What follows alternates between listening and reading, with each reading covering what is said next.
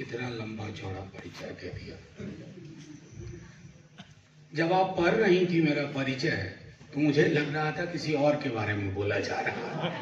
इतना कुछ तो हूं नहीं, प्रयासरत ही हूं। ये सामने लिखा देख करके ये मत समझिएगा मैं पढ़ूंगा। वो अपनी सुविधा के लिए लिख लेता हूं, लिखा हुआ पढ़ नहीं पाता हूं और पढ़ा हुआ लिख नहीं पाता हूं। ये मुसीबत आज से नहीं है, मेरी बचपने से है। और नेहरू जी से मोहब्बत की हजार वजहें हैं, क्योंकि इस इंसान से नफरत जिसको है उस इंसान को अपने अंदर झांकने की जरूरत है। उन वजहों में से एक छोटी सी वजह है कि मेरे पिता का भी नाम जवाहर है। और क्यों है जवाहर, ये आपको मैं बताना चाहता हूं। मेरे पिता और मेरा पूरा परिवार, मेरे बड़े चाचा, मेरे दादा, ये कांग्रेस के अंदर सोशलिस्ट पार्टी के सदस्य थे। CSP, Congress socialist party. बाद में मेरे चाचा अलग भी हो गए, लेकिन मोहब्बत देखिए, बेटे का नाम जवाहर रखा। और एक वाकया हाल में पढ़ा है। अच्छा, मैं इतनी भूमिका सिर्फ इसलिए दे रहा हूं कि सब कुछ मतलब संदीप जी ने ही 90% काम कर दिया। अब वो 10% में मैं छैनी चलाऊं, हथौड़ा चलाऊं, मैं वो तो जॉर्ज फर्नांडिस, रामगुंडम की मैं बायोग्राफी पढ़ रहा था फर्नांडिस की। फर्नांडिस जब समाजवादी आंदोलन में सक्रिय हुए तो समाजवादी पार्टी ने एक रेजोल्यूशन दिया कि हम सरकार बनाएंगे और वैकल्पिक राजनीति करेंगे। तो फर्नांडिस को भी कहा गया शामिल हो जाओ इस पार्टी में। बोला वो तो ठीक है, लेकिन जब सरकार बनेगी तो प्रधानमंत्री तो नेहरू ही होगा, वही होना चाहिए। मैं क्यों कह रहा हूं ये सारी चीजें? आज की बौनी मानसिकता के लोग नेहरू के कद को समझ ही नहीं सकते हैं। अब 50 साल प्रधानमंत्री रह के देख लो, नेहरू नहीं बन पाओगे। अरे साहब, जवाहरलाल नेहरू बनना आसान नहीं है, बहुत मुश्किल है। उनके परिवार में भी कोई नेहरू नहीं बन पाया। तो जवाहरलाल नेहरू, और अक्सर क्योंकि यहां कांग्रेस के बहुत लोग हैं, होना भी चाहिए, नेशनल पार्टी है। जवाहरलाल नेहरू महज कांग्रेस के नहीं है साहब, इस मुगालते में आप में से कोई मत रही है। वो देश की विरासत है। जैसे बापू है, अंबेडकर साहब है, पटेल है। पार्टियों के दायरे में मत बांधिए। ताजमहल को पार्टी के दायरे में नहीं, लाल किले को पार्टी के दायरे में नहीं, गंगा जमुना को पार्टी के दायरे में, बहती हवा को दलों के दायरे में आप नहीं बांध सकते। तो नेहरू को भी दलों के दायरे में मत बांधिए। लेकिन करें क्या? बड़ी मुसीबत है। जब से ये सज्जन, ये व्यक्ति विशेष आए, मैंने सदन में कई दफा कहा, अभी हालिया कहा 17 दिसंबर को, अरे भैया चुनाव आपने नेहरू को नहीं हराया है, हमें हराया है, कांग्रेस को हराया है। 14 में हराया, 19 में हरा दिया, 24 में हारते हारते फिर भी हरा दिया। तो ये सारी, जिस दिन नेहरू को हरा दोगे उस दिन देश हार जाएगा। नेहरू सिर्फ एक व्यक्ति नहीं था। मैं संदीप भाई से पूछने पहले तो मैं आपकी पूरी टीम का शुक्रिया अदा करूं, आपका शुक्रिया अदा करूं। भोपाल पहली बार आया हूं। ये करुणा का क्षण है। व्यक्ति फर्स्ट अमेंडमेंट के बारे में कुछ बोल के निकल गया। फर्स्ट अमेंडमेंट क्यों करना पड़ा था, मैं आपको बताऊं। कम्युनल एटमॉस्फेयर था। मैं हाल में सदन में बोल चुका हूं, कहां जानिएगा मोदी जी आप, खून की नदियां बह रही थी दोनों तरफ, लाखों लोग, दुनिया में इतना डिस्प्लेसमेंट इस स्केल पे कहीं नहीं हुआ था। पूरा का पूरा मुल्क के साइज के लोग पाकिस्तान से इंडिया आ रहे थे, इंडिया से पाकिस्तान जा रहे थे। उस समय में उसने कमान संभाली। प्रोपेगेंडा पीक पे था। तरह का प्रोपेगेंडा। आप में से जिस किसी ने तमस को पढ़ा हो, मैं सिर्फ एक उदाहरण देता हूं, कई ऐसे उदाहरण है, सैकड़ा मेरे समक्ष पुरुषोत्तम जी है, सैकड़ा उदाहरण है कि क्या हालत है। यहां तो तुमसे मणिपुर नहीं संभल रहा है यार। एक राज्य है जो करा रहा है और आपके लिए उसके लिए वक्त नहीं है, और आप नेहरू पे तबसरा कर रहे हो। जो पंजाब के बुरे हालत में पंजाब में था, अगर आज वो होते मणिपुर में ना, तो कैंप ऑफिस मणिपुर में होता जवाहरलाल नेहरू का। वो शख्सियत उस प्रोपेगेंडा को कम करने के लिए फ्रीडम वाले संविधान के आर्टिकल पे रीजनेबल रेस्ट्रिक्शन जोड़ा गया था,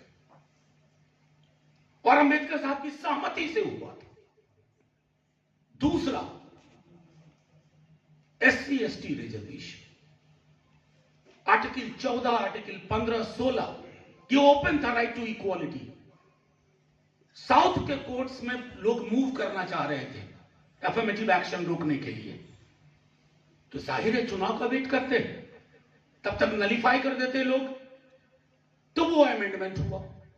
और तीसरा था जमींदारी उन्मूलन। लेकिन मुझे दुख के साथ कहना पड़ता है कि हमारे विपक्ष के भी साथी फैक्चुअली इसको काउंटर नहीं कर पाए।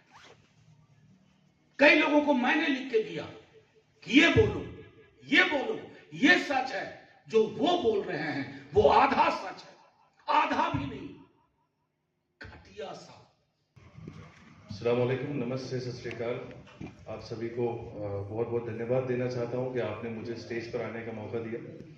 मेरा नाम सैयद फराज अली है, मैं भोपाल से बिलोंग करता हूं, और क्योंकि मैं एक गैर सियासती आदमी हूं, मैं कॉमन मैन हूं प्योरली, और ये पहला मौका है जब मैं स्टेज पे खड़ा होकर किसी पॉलिटिकल मंच पर बात कर रहा हूं। हालांकि ये एक पॉलिटिकल मंच नहीं है, ये एक संस्था है जिसके मंच पर मुझे मौका मिला है कि एक सादा सफ़ेद खादी का कुर्ता पजामा और उसके ऊपर उनकी काली नेहरू जैकेट और उनकी गहरी आंखें जिसमें नेहरू जी की सोच दिखती है हमारे इंडिया को लेकर कि आगे किस दृढ़ निष्ठता से वो आगे बढ़ाना चाहते हैं इंडिया को। उनकी कोट पे लगा हुआ वो लाल गुलाब जो उनकी पर्सनालिटी को बिल्कुल सूट करता है। एक और छवि है हमारे दिमाग में नेहरू जी को लेकर कि हमें उनको बोलते हैं चाचा नेहरू। चाचा नेहरू इसीलिए क्योंकि उनका बच्चों के प्रति वो प्यार, और उन्होंने इस प्यार को सिर्फ अपने अल्फाजों में नहीं बल्कि अपने एक्शंस में भी दर्शाया है। उन्होंने बच्चों को जो शिक्षा देने का प्रोत्साहन किया है। नेहरू जी ने आज़ादी के 2 साल बाद IIT खड़गपुर का उद्घाटन किया, 3 साल बाद एम्स का उद्घाटन किया। जिस दौर में फेमाइन जैसी यानी कि भुखमरी जैसी प्रोग्रेस करने के लिए, प्रोग्रेस तो छोड़िए, उस टाइम सर्वाइवल के लिए अपना संघर्ष कर रहा था, और उस दौर में नेहरू जी की दृढ़ निश्चयता थी जो उन्होंने इंडिया को इतना आगे बढ़ाया। वैसे तो मैंने आपको जैसा बताया कि मैं पॉलिटिकल पर्सन हूँ नहीं, लेकिन मैंने हमारे बुजुर्ग डॉक्टर अजीज कुरैशी जिनका अभी कुछ ही समय पहले इंतकाल हुआ है, मैं दुबई में था और वहाँ से वापस आया तो मेरी दोस्ती सुफियान अजीज कुरैशी उनके उत्तराधिकारी से दोस्ती हुई मेरी, और उनके साथ ही मैंने डॉक्टर अजीज कुरैशी जी को ज़िंदगी के आखिरी 10 सालों में सर्व किया है। और उन्हीं की कुछ बातें थी जिसकी वजह से मैं नेहरू जी को जान पाया, हमारे देश के प्रति देश प्रेम जान पाया। तो उन्हीं की कुछ बातें हैं जो मैं आपसे शेयर करना चाहता हूँ। जैसे कि उस जमाने में नेहरू जी कहीं गए थे अपने दौरे पर, तो लोगों ने नारे लगाए, भारत माता की जय, भारत माता की जय। तो नेहरू जी ने बोला, कौन है भारत माता? तो लोगों ने, किसी ने बोला कि ये जमीन है भारत माता, किसी ने बोला ये पेड़ है भारत माता, किसी ने बोला यह खेत, ये जंगल, ये आसमान, ये एरिया है भारत माता। तो नेहरू जी ने उसका जवाब दिया कि ये जमीन, ये जंगल, ये खेत, ये खलिहान, भारत माता ये नहीं है। एक एक इंडिविजुअल या फिर एक एक नागरिक जो इस देश में पैदा हुआ है, भारत माता वो है। और जब तक इस देश के एक एक नागरिक की जय जयकार नहीं होगी तब तक भारत माता की जय बोलना सूट नहीं करता। तो भारत माता की जय एक ऐसा स्लोगन बन गया है आज की डेट में जहां पर इस चीज को डिमोनाइज कर दिया। एक जो आक्रामक शक्तियां हैं उन्होंने इस चीज को ऐसा कर दिया है कि आपको जबरदस्ती बोलना पड़ेगा भारत माता की जय, हालांकि इसका मतलब भी वो नहीं जानते हैं सही से कि भारत माता की जय है क्या। जो हमें नेहरू जी ने साफ खुले अल्फाजों में बताया है कि जब तक एक एक नागरिक की जय नहीं होगी तब तक भारत माता की जय कोई मतलब का नहीं है। इसके अलावा मैं ये बताना चाहता हूं कि कभी हम नेहरू जी को एक स्वतंत्रता सेनानी के रूप में देखते हैं, कभी हम नेहरू जी को एक प्रधानमंत्री के रूप में देखते हैं, कभी हम अपने नेहरू जी को एक चाचा के रूप में देखते हैं। नेहरू जी की छवि मेरे दिमाग में डॉक्टर अजीज कुरैशी द्वारा जो बनाई गई है वो बेसिकली एक चाचा की है, क्योंकि उन्होंने बच्चों से बहुत मोहब्बत दिखाई है और डॉक्टर साहब ने खुद नेहरू जी का वो दौर जी। नमस्कार। पहले तो नेहरू सेंटर को बहुत बहुत धन्यवाद देना चाहूँगी यह मंच हमें देने के लिए। यह बहुत बड़ी बात है कि जिस तरीके से हमारे बीच इतने बड़े वक्ता हमारे बीच में हैं और उसी मंच पे हम भी अपने विचार व्यक्त कर पा रहे हैं। मैं एक छोटा सा इंट्रोडक्शन अपना देना चाहूँगी। मेरा नाम डॉक्टर प्रतिभा सिंह है और पेशे से मैं दंत चिकित्सक हूँ। मैं बहुत सारी एक्टिविटीज़ मैंने की हैं। पहले मैं थिएटर भी किया करती थी, उसके बाद मैंने ग्रेजुएशन किया अपना डेंटिस्ट्री में। उसके बाद कहीं ना कहीं मेरा रुझान कराटे या फिर मार्शल आर्ट्स की तरफ भी था, तो मैंने इंटरनेशनली भी जुजुत्सु, एक ब्राज़ीलियन मार्शल आर्ट है जिसे मैंने अबू धाबी में अपने आप को वर्ल्ड चैंपियनशिप में अपने आप को प्रेजेंट किया है। उसके बाद क्योंकि किसान आंदोलन एक बहुत बड़ा आंदोलन हमारे देश में हुआ, उससे भी मैं जुड़ी और उसके बाद मैं भारत जोड़ो यात्रा में राहुल गांधी जी से भी मुलाकात करके आई और उसके बाद मैंने अपने आप को पाया कि कहीं ना कहीं मैं कांग्रेस पार्टी के बहुत करीब हूँ, उसकी विचारधारा के बहुत करीब हूँ। हमारे आज के मुद्दे पर कि आज का युवा क्या सोचता है नेहरू जी के बारे में। हालांकि हम जानते हैं, हमने नेहरू जी के बारे में बहुत सारी बातें पढ़ी, जानी और समझी हैं। मैं उनके कामों को देखकर अचंभित हूँ कि कैसे उस जमाने में उन्होंने आज के भारत की विकास की नींव रख दी थी। जैसा कि हम जानते हैं कि उन्हें हमने एक स्वतंत्रता संग्रामी के रूप में देखा, उन्हें हमने प्रधानमंत्री के रूप में देखा और इवन उनका पर्सनल व्यक्तित्व और उनका पर्सनल जीवन भी बहुत ही इंस्पिरेशनल है। अगर मैं उनकी स्वतंत्रता संग्राम के कार्यकाल के बारे में बात करूं तो भारतीय राष्ट्रीय कांग्रेस में वो कई बार अध्यक्ष के पद पर रहे, कई बार अध्यक्ष चुनकर आए और उनकी हमेशा कोशिश रहती थी कि इस संस्था को वो युवाओं की संस्था बनाए और युवाओं को इससे जोड़े और साथ ही साथ उन्होंने इसे आधुनिकता के साथ जोड़ने की कोशिश करी। वहीं उन्होंने यह भी कोशिश करी कि सबसे पहली बार उन्होंने, आप सबको याद होगा शायद, कि लाहौर में 1929 में उन्होंने पूर्ण स्वराज का प्रस्ताव रखा था और यह एक स्वतंत्रता संग्राम का एक बहुत बड़ा मोड़ बनकर हमारे सामने आया। वहीं गांधी जी के साथ भी उन्होंने बहुत सारे आंदोलनों में भाग लिया और चाहे वो भारत छोड़ो आंदोलन हो, चाहे वो सविनय अवज्ञा आंदोलन हो, चाहे वो असहयोग आंदोलन हो। मेरा नाम नमस्वाय मरकाम है और मैं आदिवासी बहुल्य जिला नर्मदा नगरी डिंडोरी से आया हूँ। मेरा राजनीति में बहुत पहले से जुड़ाव है क्योंकि मेरे पिताश्री 4 बार से मध्य प्रदेश विधानसभा के सदस्य भी हैं और मैंने बचपन से राजनीति में आने के लिए जो मुझे प्रेरणा मिली वो मुझे अपने पिताश्री और जो हमारे क्षेत्र की समस्याएं थी उससे मुझे ये मालूम था कि मुझे समाज सेवा के जरिए राजनीति में आना पड़ेगा, एक समाज को सुधार करने के लिए। आज मैं बहुत धन्यवाद देता हूं संदीप सर को और उनकी टीम को जिन्होंने मुझे यहाँ पर आमंत्रित किया अपने विचार रखने के लिए। मेरे सामने बहुत विद्वान बैठे हैं, आज हम युवा हैं, आप ही से हम ज्ञान लेंगे और वो ही हमारे आगे के लिए जो भविष्य में इस देश में हमारी सेवाएं रहेंगी उसमें हमारे लिए काम आएगा। विचारों, जो आज नेहरू जी की यहाँ पर विचारों की बात चल रही है, नेहरू जी के जो कार्यकाल था देश में उसके लिए जो बात चल रही है, मेरे बहुत मित्र हैं जो सोसाइटी में तरह तरह की बातें करते हैं नेहरू जी के लिए, क्योंकि आज के कार्यक्रम में पहले से हमें ये नेहरू जी के विषय में बहुत सी जानकारी मिल रही है, पंडित जी के विषय में। तो मैं यही आपसे चर्चा करूंगा मेरे उद्बोधन में कि जो आज के युवा हैं वो क्या सोच रहे हैं देश के लिए, क्योंकि वो व्यक्ति जिनके विषय में आज हम चर्चा कर रहे हैं उन्होंने अपने पढ़ाई में कोई कसर नहीं छोड़ी, वकालत की डिग्री ली, चाहते तो वो विदेश में वहीं सेटल हो जाते, वहीं रह जाते, लेकिन उनके अंदर एक मन था देश प्रेम का, देशभक्ति का, जन सेवा का, जो उनको भारत की ओर खींच लाया।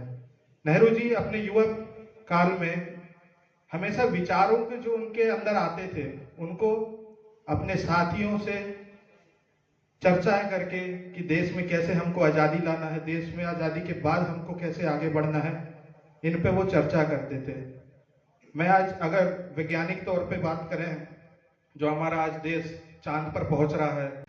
मैं सानिका विजय चौरे छिंदवाड़ा जिले से आती हूँ। मैंने अपना ग्रेजुएशन इतिहास में किया। हिस्ट्री ऑनर्स में फर्ग्यूसन कॉलेज से मेरा फर्स्ट ग्रेजुएशन हुआ। उसके बाद मैंने नेहरू जी से इंस्पायर होकर वकालत की पढ़ाई कर रही हूँ MIT WPU पुणे से। आज हम बात कर रहे हैं नेहरू जी की। नेहरू एक ऐसा नाम जिसे मैंने पढ़ना शुरू किया था कक्षा 6 में। मेरे जो ग्रैंडफादर थे रेवनाथ जी चौरे, वो कैबिनेट मिनिस्टर थे हमारे मध्य प्रदेश शासन के। जब लोग मुझसे कहते थे, मेरे पापा मम्मी ने मुझे बहुत ज़्यादा सिखाया कि तुम्हारी आवाज़ बहुत अच्छी है, तुम गाना गाओ। चिट्ठी ना कोई संदेश नाम का एक गाना मैंने मेरे दादाजी के पुण्यतिथि पर गाया। मैं 6th क्लास में थी। 6ठी क्लास में बच्चे को क्या समझता है, मेरे माता पिता ने हमेशा मुझे प्रोत्साहन दिया, पर उस समय पर मुझे कई टिप्पणियां मिली कि इसकी आवाज़ इतनी अच्छी नहीं है या इसे कई शिक्षा पे ध्यान देना चाहिए। तब मैं बहुत रोई। मेरे पिता जो आज विधायक हैं, उन्होंने मेरे हाथ में नेहरू जी की किताब थमा दी। उन्होंने कहा कि वो एक ऐसे व्यक्ति है जिन्होंने शायद आज या उस समय पे भी इतनी टिप्पणियां की गई उनके बारे में, पर फिर भी वो डटकर खड़े रहे। और आज भी उन पर कई टिप्पणियां की जाती है, पर फिर भी वो डट के खड़े, मतलब आज भी उनकी चर्चा की जाती है और आज भी 21st सेंचुरी में और आने वाली कई सेंचुरी तक उनकी चर्चा की जाएगी। तो मैंने 6ठी क्लास से नेहरू जी को पढ़ना शुरू किया। नेहरू जी की लेगेसी, जो उनका लेगेसी है, वो हम सभी भारत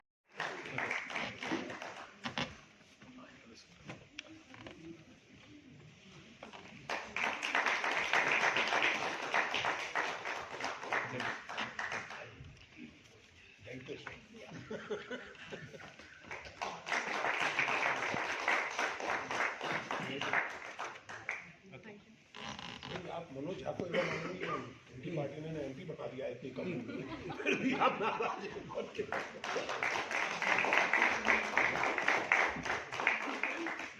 सर एक बार